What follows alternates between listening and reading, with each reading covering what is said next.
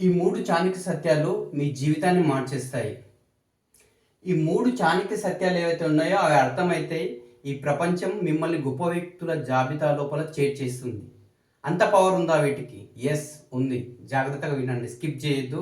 మీరు మంచి అవకాశాన్ని కోల్పోతారు. ఏం చెప్తున్నాడు చాణక్యుడు? ఫస్ట్ పాయింట్, ఏ పని అయినా ప్రారంభించే ముందు 3 ప్రశ్నలు వేసుకో. ఏ పని అయినా సరే ప్రారంభించే ముందు ఎన్ని ప్రశ్నలు వేసుకోమంటున్నాడు? 3 ప్రశ్నలు వేసుకోవాలి. ఏంటది? మొదటి ప్రశ్న, నేను ఇది ఎందుకు చేస్తున్నాను? దీని ఫలితం ఏమిటి? దీనిలో నేను విజయవంతం అవుతానా? ఏదన్నా అయిండొచ్చు, ఏ పని అన్నా అయిండొచ్చు. ఏదది? పోటీ పరీక్షల ప్రిపరేషన్ కావచ్చు, బిజినెస్ కావచ్చు, పెట్టుబడి కావచ్చు, ఇంకా ఏదైనా సరే మన జీవితంలో మనం నిర్వర్తించబోయే పనులు ఏవైతే ఉన్నాయో అది ఏ పని అయినప్పటికీ ఆ పని ప్రారంభించే ముందు ఈ 3 ప్రశ్నలు వేసుకోమంటున్నాడు. ఏది? ఎందుకు చేస్తున్నావు? ఆ పని నువ్వు ఎందుకు చేస్తున్నావు? దాని ఫలితం ఏం ఫలితం ఆశించి చేస్తున్నావు? విజయవంతం అవుతావా? ఆ పనిలో విజయవంతం అయ్యేటటువంటి టాలెంట్ నీకు ఉందా? ఉంటే ఈ 3 ప్రశ్నలు వేసుకున్నప్పుడు ఎస్ ఎస్ ఎస్ అని సమాధానం వచ్చినప్పుడు నువ్వు ముందుకెళ్ళవచ్చు. ఒకవేళ రాలేదు అయినా నువ్వు మొండిగా ముందుకెళ్ళినావు అనుకో, నీకు ప్రాశ్చాత్తాపమే మిగులుతుంది. ఫెయిల్యూర్ అయ్యే అవకాశాలు చాలా మెండుగా ఉంటాయి. కాబట్టి ఈ 3 ప్రశ్నలు నువ్వు వేసుకోవాలి. ఈ 3టికి ఎస్ఎస్ఎస్ అని సమాధానం వస్తే నువ్వు ముందుకు వెళ్ళవచ్చు. నెక్స్ట్, పాములో విషం లేకపోయినా అది విషం ఉన్నట్లు నటించాలి.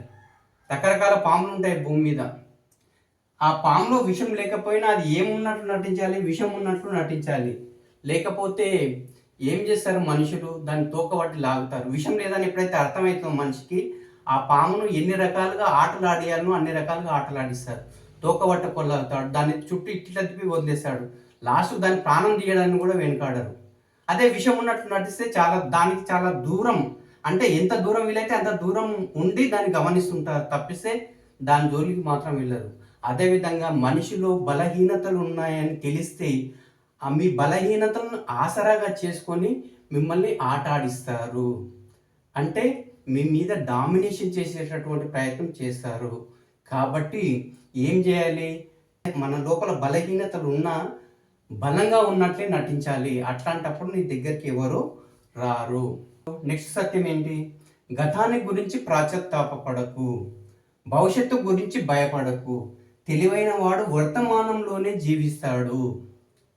గతం గురించి ప్రాశ్చాత్తాపపడకు. గతంలో చాలా విషయాలు జరుగుతాయి, మంచి జరగవచ్చు, చెడు జరగవచ్చు. జరిగింది ఏదో అది మన మంచికే జరిగింది, వదిలేతాం దాన్ని.